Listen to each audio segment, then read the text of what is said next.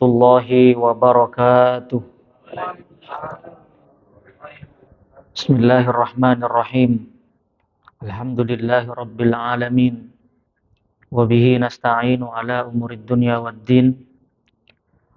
Wassalatu wassalamu ala ashrafil anbiya'i wal mursalin. Sayyidina wa habibina wa qurrati ayunina wa maulana Muhammadin wa ala alihi wa sahbihi ajma'in. Rabbi syrah li sadri wa yassir li amri wahlul 'uqdatam min lisani yafqahu qawli.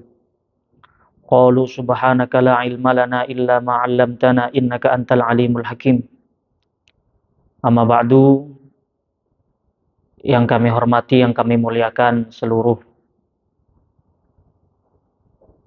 para karyawan, direksi, direktur, para jamaah Masjid Baitur Ridwan NHM, seluruh pengurus DKM Masjid Baitur Ridwan, para asatid, di sini ada Ustadz Wawan, Ustadz Aan dan semuanya, juga Bapak Arifin dan semuanya yang tidak saya sebutkan satu persatu namanya tanpa mengurangi rasa hormat saya kepada beliau.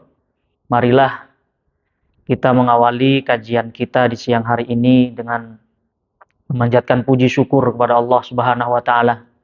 Alhamdulillah, waktu terasa begitu cepat dan sekarang kita sudah memasuki tahun Masehi 2023. Mudah-mudahan di tahun baru Masehi ini Allah Subhanahu wa taala semakin menambahkan keberkahan di dalam hidup kita. Segala rencana, segala hajat, segala planning yang kita rencanakan semuanya dikabulkan oleh Allah Subhanahu wa taala. Ustadz, ehonya terlalu keras. Tadi udah pas. Tadi udah pas. Tadi udah pas tadi. Bapak Ibu yang dimuliakan Allah, sambil mengicipi cemilan yang sudah disediakan panitia, ala kadarnya mohon dimaklumi. Marilah kita kembali menyimak seperti biasa di Kamis kedua. Kita akan melanjutkan kajian kitab Hadis Arba'in An-Nawawiyah. Kita akan mengkaji 42 hadis-hadis pilihan yang ditulis oleh seorang ulama bernama Al-Imam An-Nawawi rahimahullah. Seorang ulama yang hidup di kota Damaskus sekitar 7 abad yang lalu. Dan kita sudah sampai pada hadis yang ke-14. Suara jelas ya Bapak Ibu ya? Jelas. Kita sudah masuk ke hadis yang ke-14. Oleh ulama, hadis ini diberi judul Hurmatu Damil Muslim. Keharaman, atau bisa juga diterjemahkan dengan kemuliaan darah seorang muslim. Mari seperti biasa kita baca matan hadisnya, kemudian kita terjemah.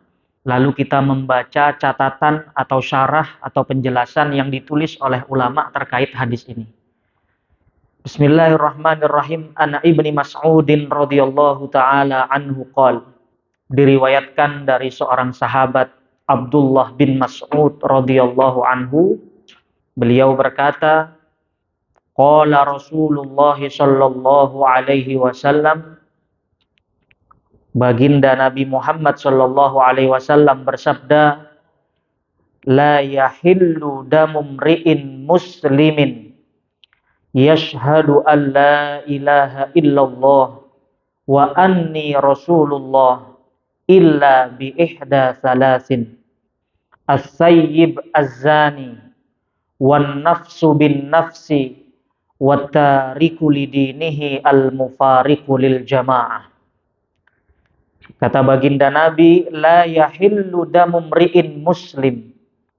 Tidaklah halal darah seseorang muslim, mulia darahnya seorang muslim, yashhadu an la ilaha illallah wa anni rasulullah, yang bersaksi bahwa tiada Tuhan selain Allah dan aku adalah utusan Allah, illa bi ihda salas, kecuali dengan satu di antara 3 penyebab.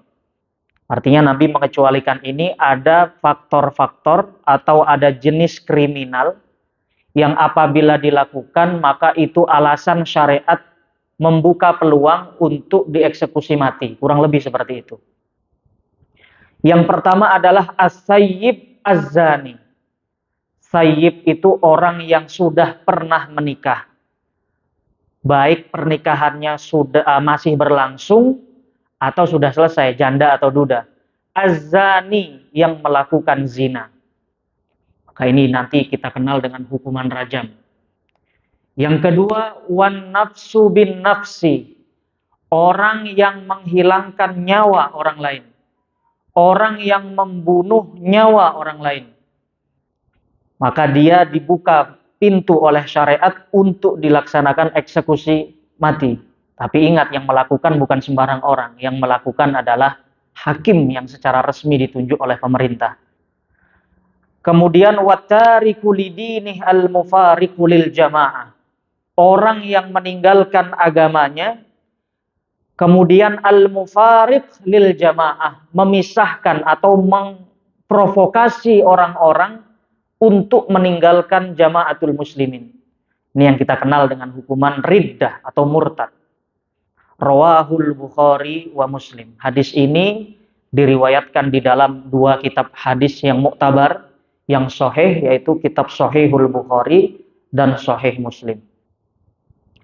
Baiklah Bapak Ibu yang dimuliakan Allah, sekarang mari kita kaji apa penjelasan, apa catatan yang diberikan para ulama ketika menjelaskan hadis ini. Ada beberapa poin yang saya catat di sini, sekitar 4 atau 5. Yang pertama adalah hadis ini menunjukkan bahwa status orang yang mengucapkan kalimat syahadat, mengikrarkan kalimat tauhid la ilaha illallah Muhammadur Rasulullah, itu statusnya adalah mulia. Ketika orang sudah berikrar syahadat, maka nyawanya dilindungi oleh Allah. Harta bendanya dilindungi oleh Allah. Kehormatannya dilindungi oleh Allah Subhanahu wa taala. Dan segala hal yang ia miliki, hukumnya haram untuk diusik, lebih-lebih nyawa. Jadi kalimat syahadat ini kalimat yang mulia. Ustadz, bagaimana kalau ada orang yang berkalimat syahadat tetapi dia cuma pura-pura, Pak Ustadz? Hukumnya tetap secara zahir dia diperlakukan sebagai muslim. Kenapa? Karena kita menghukumi yang zahir. Secara zahir dia bersyahadat. Urusan hati itu urusannya Allah. Kita sebagai manusia tidak berhak masuk ke dalam urusan hati seseorang. Maka dulu ada seorang sahabat Nabi yang bernama Sayyidina Usamah bin Zaid. Sahabat Usamah ini sahabat yang muda, ditunjuk menjadi komandan perang. Panglima perang, ada yang mengatakan usia 18 tahun, bahkan ada yang mengatakan usia 15 tahun. Dalam suatu peperangan, sahabat Usamah bin Zaid ini terlibat duel, 1 lawan 1, Pak. Apa yang terjadi? Kalau dulu nggak pakai senjata api, kalau dulu pedang, Pak. Berperang mainnya pedang, jadi gentle beneran. Ketika terjadi duel 1 lawan 1, sahabat Usamah sudah berhasil menekuk lutut musuhnya. Terjatuh musuhnya, tinggal 1 tebasan saja sudah mati itu orang. Tapi tiba-tiba musuhnya yang jatuh itu mengatakan, Asyhadu an la ilaha illallah wa asyhadu anna Muhammadar Rasulullah. Kira-kira Pak, kalau hitungan logika kita, musuh yang tadi syahadat itu syahadatnya tulus apa pura-pura itu? Pura-pura, indikatornya jelas. Dia baru baca syahadat ketika pedang sudah mau mengenai dirinya. Maka kata Sayyidina Usamah, ente syahadat cuma pura-pura, tetap dihunus pedangnya dan orang itu mati. Berita ini sampai kepada baginda Nabi Muhammad SAW di kota Madinah, karena Nabi nggak ikut perang saat itu. Nabi marah besar. Lalu Sayyidina Usamah dipanggil. Mengapa kau menghunus pedang seorang lelaki yang telah berikrar asyhadu alla ilaha illallah Muhammadur Rasulullah, wahai Usamah? Kata Sayyidina Usamah, ya Rasulullah, dia bersyahadat khaufan minas saif. Dia pura-pura cuman ingin menghindari pedang. Lalu kata Nabi, asyaqaqta qalbahu ya Usamah. Kamu apakah sudah membedah hati orang itu sehingga kamu bisa memastikan 100% kalau dia berpura-pura? Mengapa kau tega membunuh orang yang sudah mengucapkan kalimat syahadat la ilaha illallah Muhammadur Rasulullah? Nabi marah besar dan Sayyidina Usamah mengatakan, seandainya aku berharap, aku belum pernah melihat Rasulullah marah seperti tadi. Dan aku berharap aku masuk Islam setelah kejadian ini. Jadi Sayyidina Usamah menyesali perbuatannya karena baginda Nabi marah. Artinya apa? Kalimat syahadat adalah kalimat yang mulia. Ketika dia sudah diikrarkan oleh seseorang, maka orang itu wajib diperlakukan seperti orang muslim. Kemudian yang kedua, baginda Nabi, Pak, oleh Allah sudah dikasih tahu berdasarkan wahyu nama-nama orang munafik. Jadi di Madinah itu dulu ada orang yang munafik. Nama dedengkotnya adalah Abdullah bin Ubay bin Salul. Siapa orang munafik itu? Orang yang cuma pura-pura Islam tapi kerjanya memata-matai. Jadi ketika dia sholat, ikut sholat juga. Cuman kata baginda Nabi, dua sholat yang orang munafik merasa berat. Sholat subuh dan sholat isya. Itu ciri-cirinya. Agak berat. Maka Nabi mendapatkan bocoran dari Allah. Ini loh nama-nama sahabatmu yang munafik. Dia hanya Islam berpura-pura saja. Karena tujuannya hanya memata-matai. Dan nama-nama itu dibocorkan ke sahabat namanya Hudzaifah. Sayyidina Hudzaifah. Maka oleh sahabat Hudzaifah dikatakan, wahai baginda Nabi, kenapa kau tidak habisi saja? Kan Allah sudah ngasih bocoran orang-orang munafik di antara kita yang hanya pura-pura masuk Islam. Lah, kata Nabi. Selagi dia bersyahadat, selagi dia ikut sholat, maka kita harus memperlakukan dia sebagai orang Islam. Bahkan baginda Nabi ketika Abdullah bin Ubay bin Salul wafat, Pak, baginda Nabi menghadiri pemakamannya dan hampir melakukan sholat jenazah. Sebelum kemudian ayat Al-Quran turun, wala tusolli ala ahadim minhum mata abadan wala takum ala qabrih. Janganlah kau Muhammad mensolati mereka dan jangan kau berdiri di atas kuburannya. Baru setelah itu Nabi tidak mensolati. Artinya apa? Baginda Nabi tetap memperlakukan orang yang berikrar kalimat syahadat secara zahir sebagai orang Islam, dimakamkan secara Islami dan lain sebagainya. Artinya apa Bapak Ibu? Misalnya ada tetangga kita, ada di pinggir-pinggir kita, Pak Ustadz itu Islam cuman Islam KTP misalnya. Dia cuman statusnya aja di KTP Islam, tapi kalau sholat nggak pernah sholat, kerjaannya minum minuman khamar. Kemudian kalau meninggal apakah disolati? Bukankah dia kafir Pak Ustadz? Tetap wajib disolati. Selagi dia berikrar la ilaha illallah Muhammadur Rasulullah, dia wajib untuk disolati. Fardu kifayah. Dimakamkan di pemakaman orang Islam. Dulu baginda Nabi tahu dari wahyu, sekarang nggak ada wahyu. Sekarang nggak ada wahyu, yang ada Pak Wahyuddin. Kalau wahyu sudah nggak ada, Pak. Jadi kita wajib menghukumi orang secara zahir. Jangan mengambil hak Tuhan untuk menghukumi hati seseorang. Nah, ada pengecualian tapi. Baginda Nabi sesekali dalam riwayat tidak mau mensolati beberapa jenazah. Tetapi bukan karena kufur, bukan. Karena memberikan sanksi sosial. Misalnya, dulu di zaman Nabi ada orang yang wafat bunuh diri. Maka Nabi diajak untuk mensolati, Nabi tidak mau. Tetapi bukan berarti Nabi melarang sahabatnya. Kata Nabi, wa amma antum fasollu. Kalau kalian silahkan sholat. Kalau saya tidak. Artinya apa? Nabi sebagai pemimpin ingin memberikan pelajaran bahwa bunuh diri itu dosa yang besar. Kalau ingin didoakan oleh Muhammad, jangan melakukan bunuh diri. Kemudian di riwayat lain, Nabi pernah tidak mau mensolati jenazah mayit sahabatnya yang masih memiliki tanggungan hutang. Di sebelum sholat, Nabi tanya, akana alaihi dainun, apakah sahabat ini masih memiliki utang? Masih 3 dinar ya Rasulullah, masih punya beban hutang. Kalau begitu saya nggak mau sholat dulu, kalian saja yang mensolati. Baru kemudian salah satu sahabat ada yang mengatakan, ya Rasul, utangnya saya yang nanggung. Saya yang akan melunasi utangnya. Baru setelah itu Nabi mau sholat. Kata ulama, bagi pemimpin, tokoh masyarakat, boleh memberikan sanksi sosial, dia tidak mensolati orang-orang yang kira-kira melakukan dosa agar tidak ditiru oleh orang yang lain. Tapi bukan berarti memprovokasi orang untuk tidak mensolati. Tetap harus mensolati. Fardu kifayah. Makanya di dalam rekomendasi salah satu bahsul masail, hasil keputusan bahsul masail para ulama di Nahdlatul Ulama, terangkum di dalam buku Jihad Fikih Koruptor. Salah satu rekomendasi hasil bahsul masail adalah dianjurkan jenazahnya koruptor, ini salah satu rekomendasinya ulama ini, untuk tidak disolati oleh banyak orang. Kenapa? Agar menjadi efek jera dengan berlandaskan hadis tadi. Tapi bukan berarti tidak disolati sama sekali, karena dosa itu fardu kifayah. Maksudnya tidak disolati banyak orang untuk menjadi efek jera pada dosa-dosa sosial agar tidak ditiru yang lain.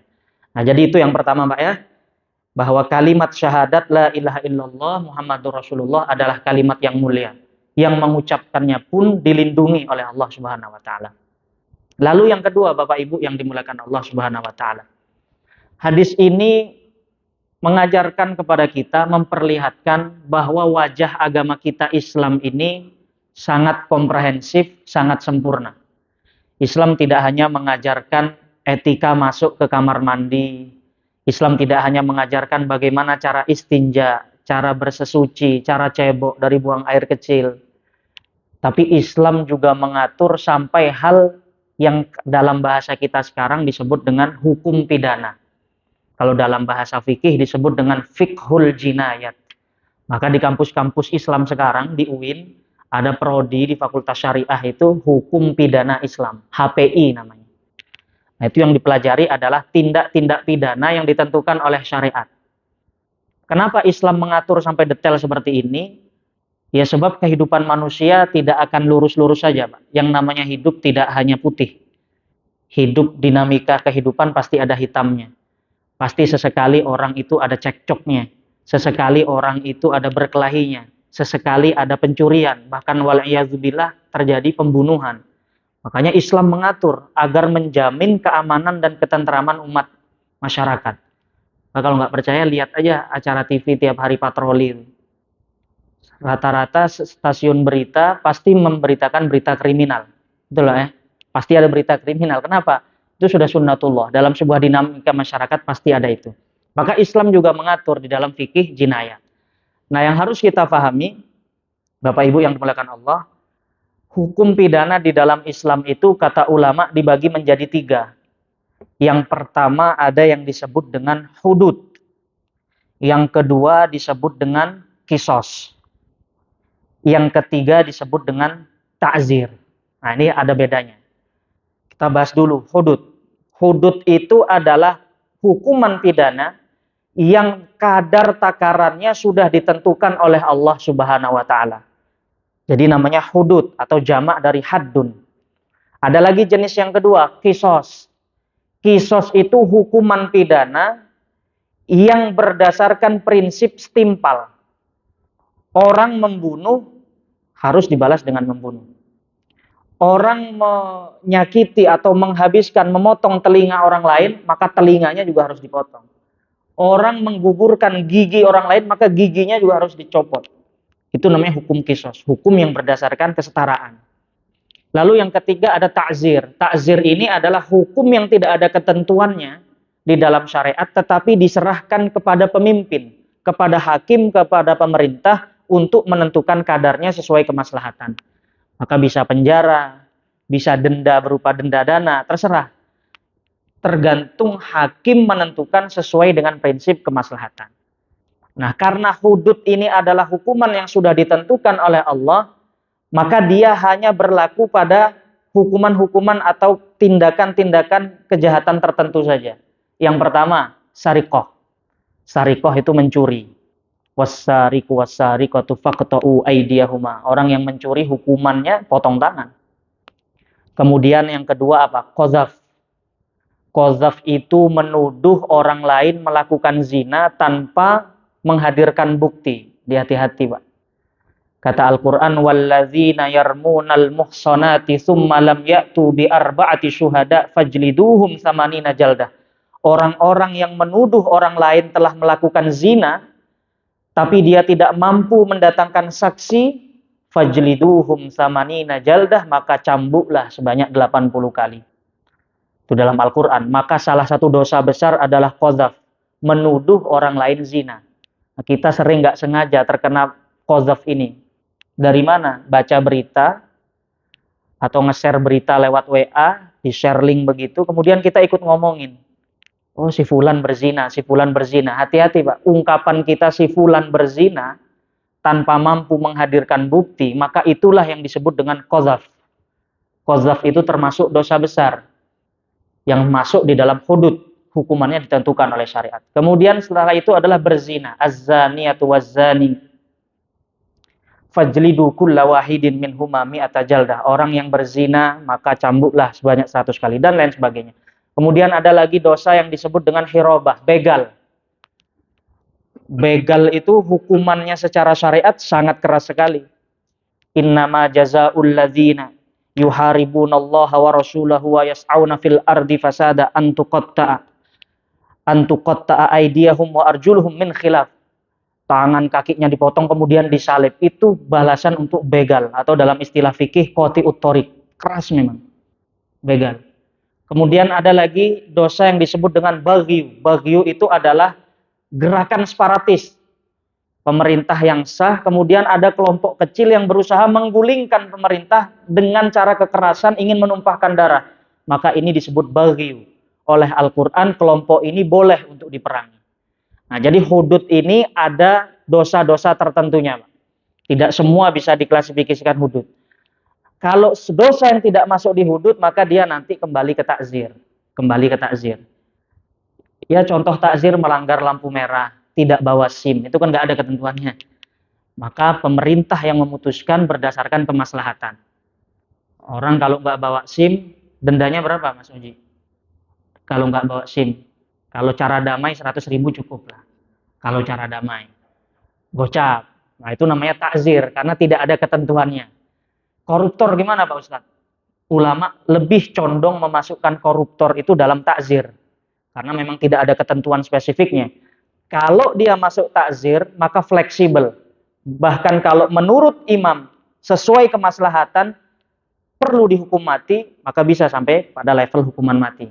Termasuk pengedar narkoba. Pengedar narkoba itu masuk kepada takzir yang sejumlah ulama di Timur Tengah memfatwakan untuk menghukum mati.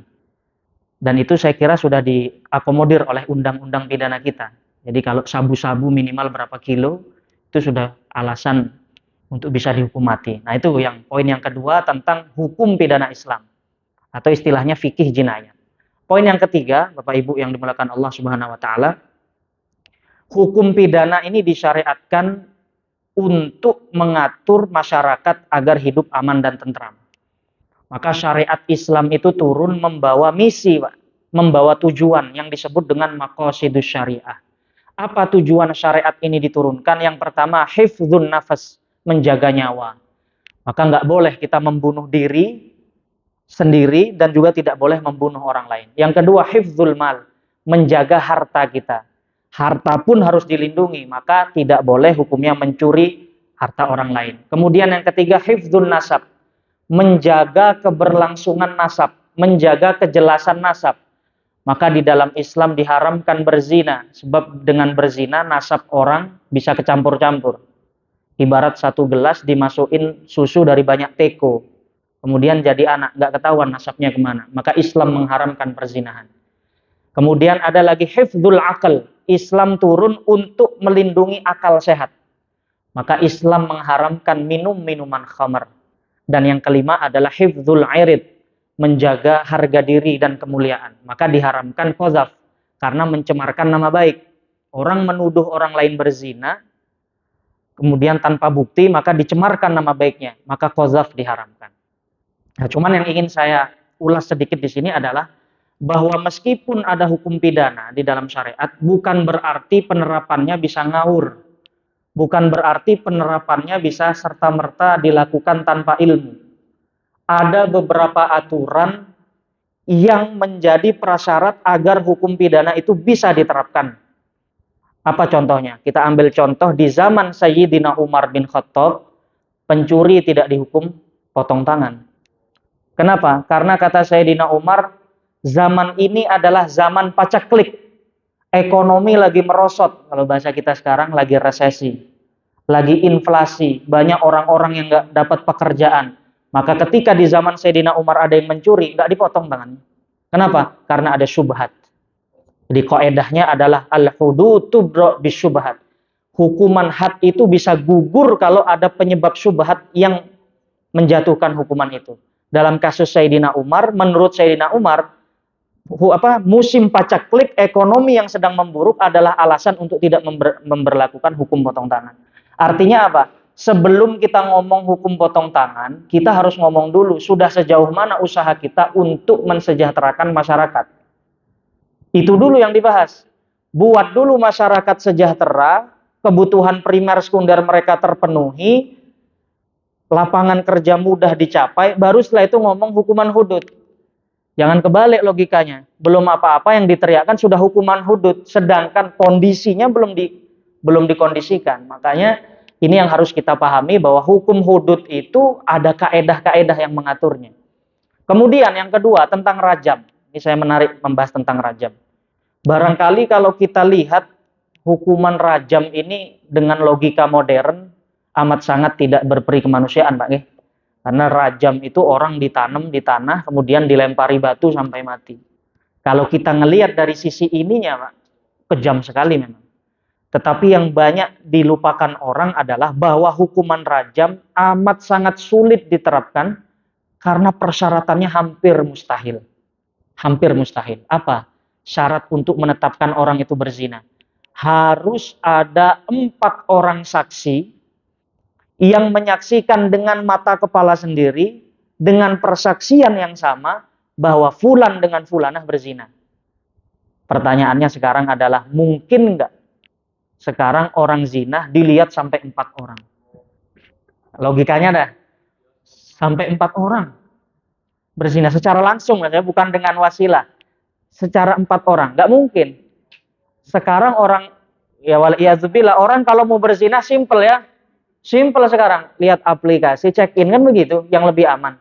Jadi nggak ada. Artinya apa? Hukuman rajam ini bisa tergambarkan dilakukan oleh orang yang sudah nggak punya moral sama sekali. Dia zina di tempat umum agar supaya memamerkan maksiatnya dan mengajak orang untuk berzina, untuk apa ya? Untuk bermaksiat sama seperti dia.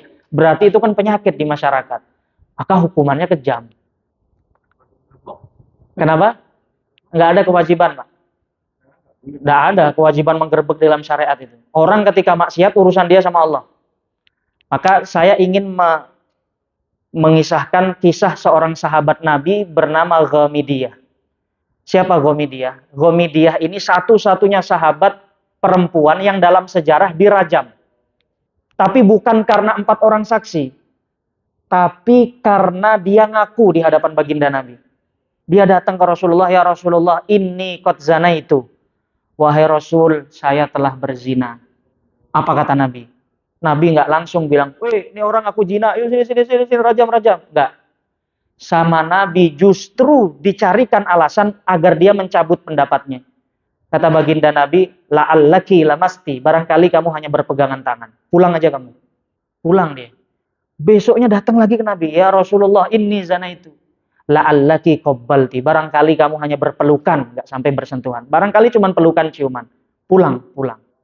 Ya Rasulullah, inni zanaitu. Bolak-balik sampai 4 kali sama Nabi dicari alasan agar orang itu mencabut pengakuannya. Maka kata ulama, sebenarnya dianjurkan bagi seorang hakim yang mendengar pengakuan seseorang berzina untuk menasehati dia agar mencabut pengakuannya, agar rajam tidak diterapkan. Jadi logika syariat itu mensyariatkan rajam bukan untuk diterapkan, tapi sebisa mungkin untuk dihindari. Karena perempuan Ghamidiyah itu tadi datang terus-menerus, baginda Nabi sudah nggak bisa nolak. Ya sudah, tunggu anak yang ada di kandunganmu itu lahir. Berarti ditunda berapa, Pak? 9 bulan. 9 bulan anaknya lahir, kembali lagi dia ke Nabi.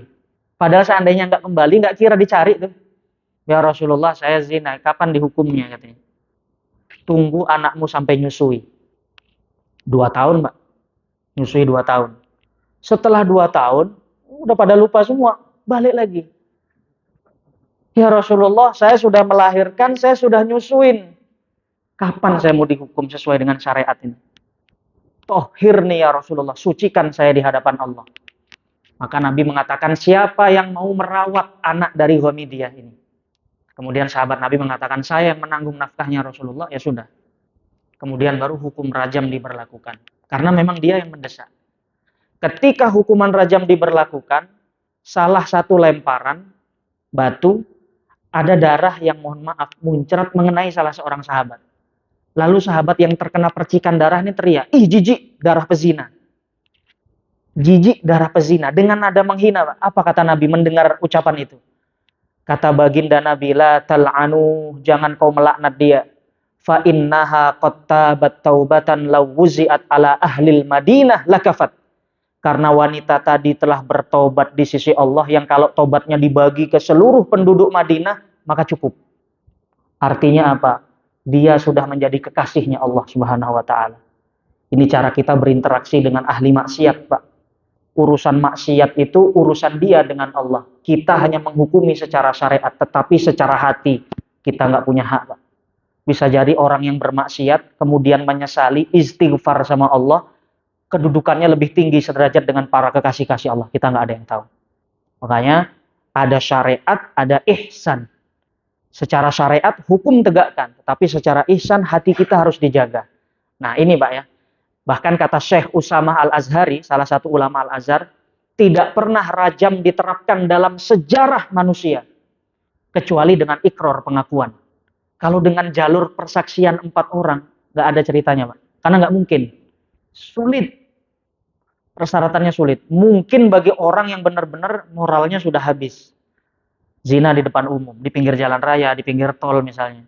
Kelihatan sama orang jadi tontonan, itu bisa jadi. Tapi kan nggak mungkin seperti itu. Nah, jadi itu poin yang ketiga. Dan poin yang keempat, dan ini yang terakhir adalah terkait kisos. Allah Ta'ala mengatakan dalam Al-Quran, walakum fil kisosi hayatun ya ulil albab. Sesungguhnya di dalam pensyariatan kisos ini ada kehidupan. Ya ulil albab. Allah mengatakan, ya ulil albab. Wahai orang-orang yang berfikir.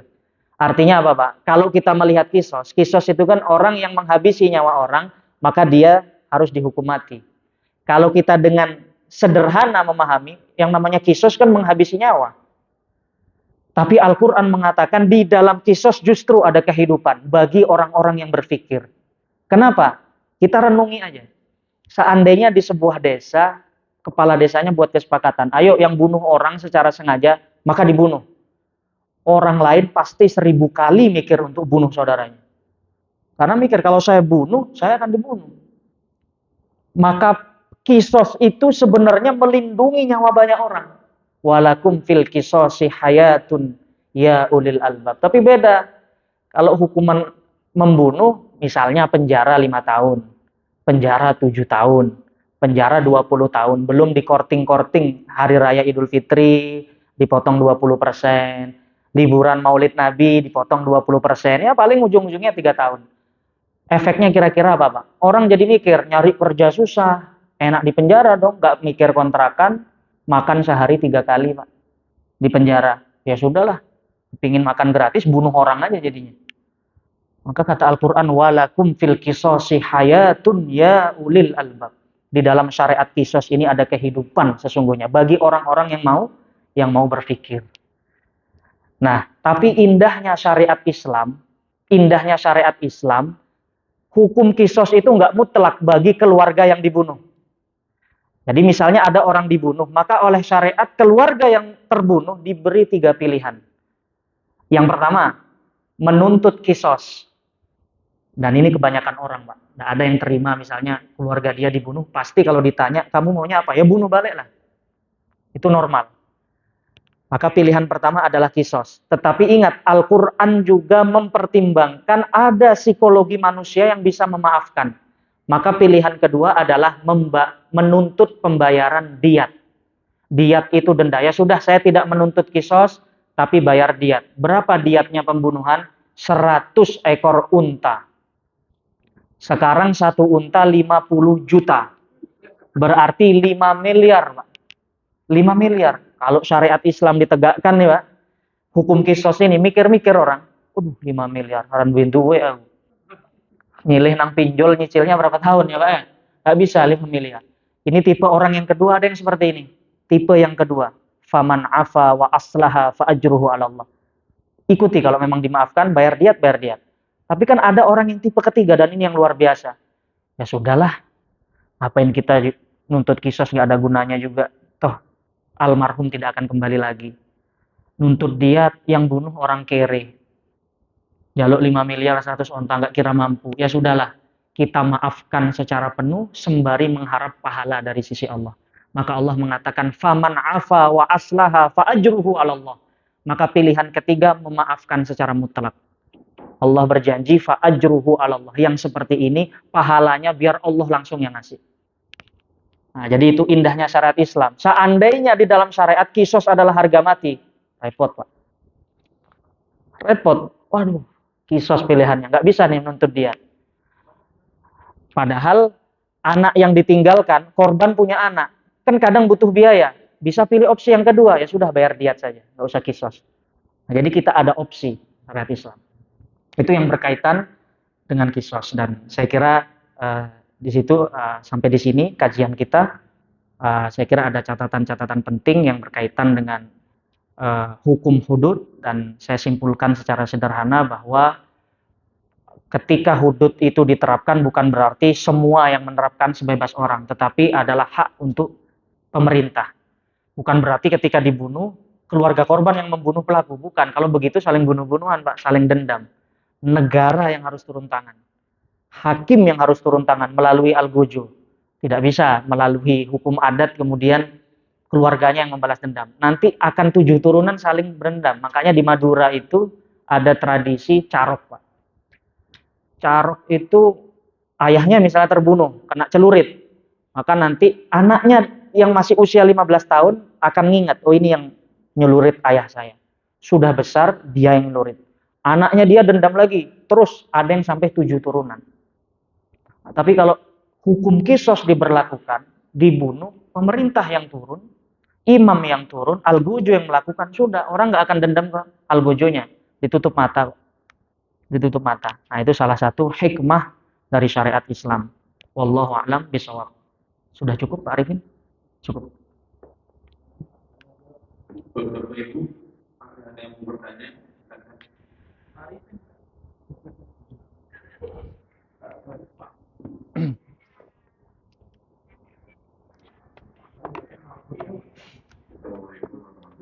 Waalaikumsalam Pak Fatir. Kalau tadi kita bicara tentang hukum ya, kalau dewasa ini kan mungkin ada di antara kita yang sudah terlanjur melakukan dosa besar. Apakah kemudian kita melakukan proses pengakuan kepada KPK atau kemudian apa sih sebenarnya yang dilakukan seorang pendosa yang sudah terlanjur berdosa? Iya, ya benar. Tapi dari satu sisi dia terus memperbaiki diri. Assalamualaikum warahmatullahi wabarakatuh. Waalaikumsalam warahmatullahi wabarakatuh. Ini pertanyaan menarik karena oleh ulama sudah dibahas sejak lama. Sebenarnya hukum hudud itu fungsinya zawajir apa jawabir. Zawajir itu memberikan efek jera atau jawabir. Jawabir itu menghapuskan dosa pelaku. Bagi yang mengatakan, ulama yang mengatakan bahwa fungsi hukuman hudud itu adalah jawabir, pembersihan dosa, maka cara menghapus dosanya adalah dengan pengakuan. Seperti sahabat Gomidiyah tadi. Tetapi kebanyakan ulama mengatakan fungsi disyariatkannya hudud itu adalah zawajir. Untuk memberikan efek jera bagi yang lain. Bukan jawabir. Artinya apa? Ketika ada seseorang yang masa lalunya kelam misalnya. Memiliki dosa yang salah satu masuk dalam klasifikasi hudud. Maka ya sudah, selagi tidak ada saksi yang melihat, falyastatir bainahu wa bainallah. Cukup minta ampun antara dirinya dengan Allah. Itu sudah urusan dia dengan Allah. Dan itu dibuktikan dengan hadis Gomidiyah tadi. Baginda Nabi justru berulang kali menyuruh sahabatnya untuk kembali.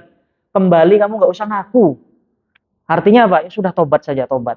Sebab kalau kamu ngaku terus-terusan, saya nggak bisa tidak untuk tidak menjalankan syariat. Harus saya tegakkan.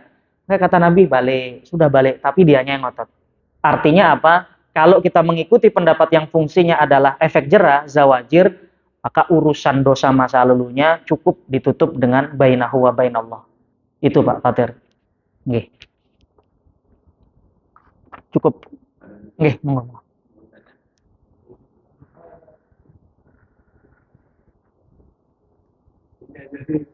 Nggih.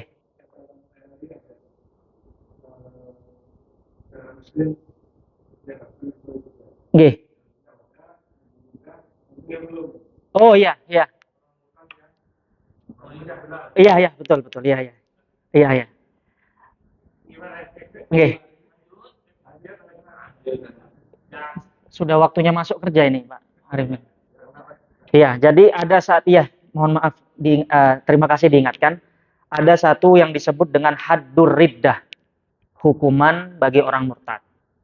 Salah satunya berlandaskan dengan hadis ini, tetapi oleh para ulama hadis ini bukan dijadikan dalil satu-satunya untuk menetapkan ketentuan hukum bagi orang yang murtad. Dia dijama atau dikompromikan dengan ayat-ayat lain yang berbicara tentang hal yang sama. Yang diperdebatkan adalah apakah hanya sekedar pindah agama sudah menjadi penyebab untuk orang itu bisa dihukum mati. Kan itu yang diperdebatkan. Ternyata kata para ulama Al-Azhar hari ini, termasuk Syekh Ali Jum'ah, kemudian Syekh Yusuf Al-Qardawi, rahimahullah, termasuk beliau mengatakan Al-Quran itu membagi dua. Jadi di dalam Islam itu ada orang yang sekedar pindah agama karena pilihan pribadi aja. Dia sudah nggak mantep, kemudian dia pindah agamanya dan urusannya urusan pribadi. Maka dia masuk di dalam ayat la ikraha fiddin. Tidak ada pemaksaan di dalam memeluk agama Islam. Yang menjadi masalah adalah ketika orang yang murtad ini sudah bukan menjadi pilihan pribadi, tetapi sikapnya dia ini dijadikan alasan untuk memprovokasi orang lain untuk melakukan hal yang sama. Nah ini yang bermasalah. Maka menurut Syekh Qardawi, hadis yang menjelaskan tentang hukuman murtad ini adalah hadis yang mengatur soal politik. Dalam konsep negara masa lalu, negara kalau sekarang kan dibatasi dengan daerah geografi teritorial, Pak. Laut sini, perbatasan kita Malaysia. Kalau dulu tidak. Negara itu identitas pembedanya adalah agama. Negara Islam, negara Romawi, negara Persia, itu pembedanya adalah agama. Maka orang yang murtad dari Islam kemudian mengajak orang lain untuk mengikuti dia, itu sama dengan logika hari ini orang yang anti ideologi negara yang disepakati konstitusi mengompori orang lain untuk melawan konstitusi itu. Maka dia masuk dalam kategori pemberontak sebenarnya. Makanya orang yang seperti itulah yang terkena hukuman riddah. Itu gimana? Iya, tapi sekali lagi bukan sembarangan ketika dikatakan halal melalui prosedur hukum. Melalui prosedur hukum. Jadi ketika ada orang yang mengajak orang lain untuk memprovokasi, kalau bahasa sekarang makar gitu. Makar, ubah sistem negara kita negara kafir misalnya. Nah, ini menurut syariat sudah masuk klasifikasi karena dia akan membuat kekacauan. Maka saya yang terakhir menutup ini, Pak, saya mengajak ayo kita bersyukur hidup di Indonesia. Di Indonesia ini syariat apa sih yang nggak bisa? Ibadah, syariat itu 4, Pak. Ibadah, muamalah, nikah, jinayah. Ibadah bisa semua kita. Sholat dengan enak, buat pengajian kadang sampai nutup jalan. Jalan ditutup untuk pengajian, aman-aman saja. Puasa, haji, ada kementerian khusus haji. Zakat, ada Basnas.